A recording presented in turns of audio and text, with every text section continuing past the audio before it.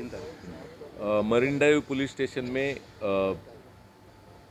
आज हमने एक गुना दाखिल किया है, जिसमें 2 नवंबर को भारत और श्रीलंका के बीच हुए क्रिकेट वर्ल्ड कप मैच में स्टेडियम के बाहर झूठे बनावट प्रिंटेड कलर कॉपी टाइप के टिकट्स जो है वो बेचे गए थे। उसमें करीबन जो कंप्लेनेंट और उसके साथ और 6 लोग, 7 लोगों को 28,000 में 10 टिकट बेचे गए थे। जब ये लोग टिकट स्कैनिंग मशीन के पास अंदर जाने के लिए पहुंचे, तब ये पता चला कि ये टिकट जो है वो झूठे हैं, बनावटी हैं। तो इन 7 लोगों के कंप्लेंट पे ये गुना दाखिल किया है और इसमें जो है वो आरोपी का एक्यूज़ का के बारे में जांच जो है वो चल रही है। मैं सभी नागरिकों से, प्रेक्षकों से निवेदन करूंगा कि स्टेडियम के बाहर अगर कोई टिकट बेच रहा है तो आप सावधान रहिए, आपको झूठा टिकट बेचा जा सकता है। ऑफिशियल अधिकृत सेंटर्स जो है वहीं से आप टिकट खरीदें।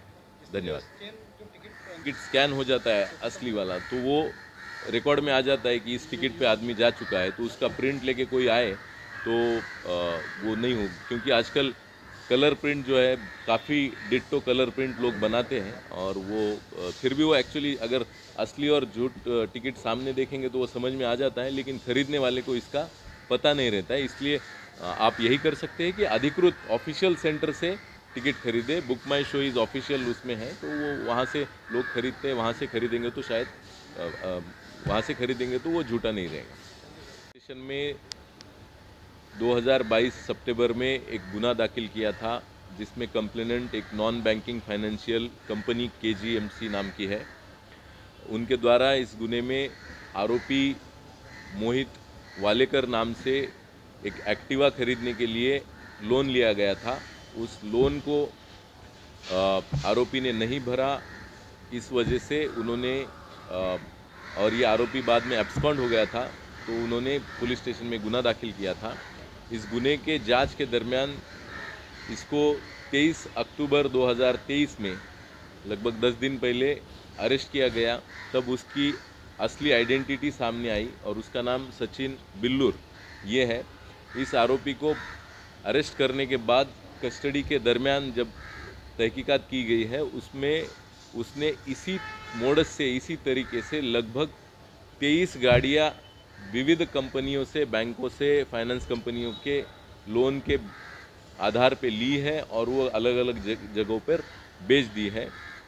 तो इस लास्ट 10 दिन में उससे लगभग ये हमने 23 गाड़ियाँ अभी तक जब्त की है। इसके अलावा 3 और गाड़ियाँ हैं जो जब्त होनी है।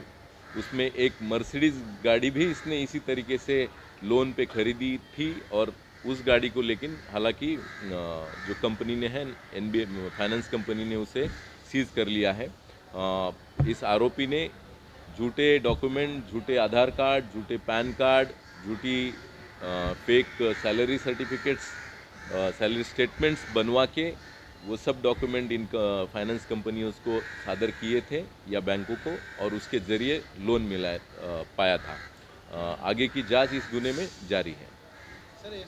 कई जो आधार कार्ड है उसने उसके संपर्क में आने वाले कुछ लोगों से ये आधार कार्ड लिए हैं और उससे हमने एक लैपटॉप बरामद किया है और जांच में उसने ये भी सामने आया है कि उसी लैपटॉप पे वो सिर्फ खुद का फ़ोटो क्रॉप करता था और उस आधार कार्ड पे डाल देता था और वो सब डॉक्यूमेंट लेके खुद ही ट्रांजैक्शन करने के लिए, डीलिंग करने के लिए, ख़रीदने के लिए जाता था। आरोपी का नाम है सचिन बिल्लूर।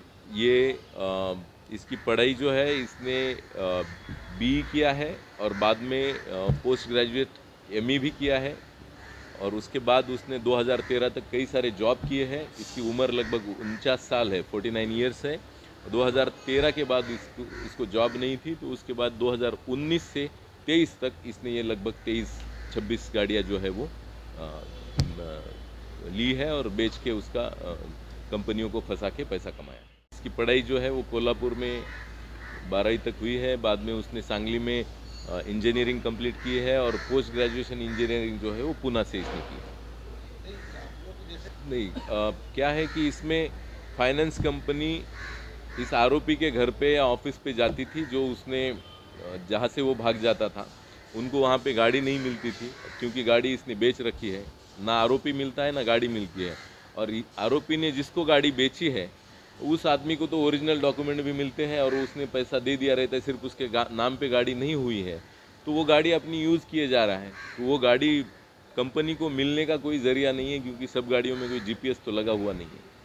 टोटल इसमें अगर हाँ, इस टोटल जो हमने 23 गाड़ियाँ बरामद की है, इस गाड़ियों की कीमत सब मिला के लगभग 89 लाख रुपीस के करीब है। और आगे 3 गाड़ियाँ और है, जिसमें एक मर्सिडीज़ भी है जो 40 लाख की मर्सिडीज़ है, जो at least company, finance company track कर पाई, क्योंकि उसका जीपीएस वगैरह था, तो वो गाड़ी उन्होंने सीज कर ली। 2-3 चीज़ें हैं कि किसी भी आम इंसान ने उसका आधार कार्ड और पैन कार्ड जो भी डिटेल्स है वो इजीली किसी के साथ शेयर नहीं करना चाहिए। भले ही वो यूज़ नहीं कर रहे गलत के लिए, कोई आरोपी उसका गलत वापर ज़रूर कर सकता है।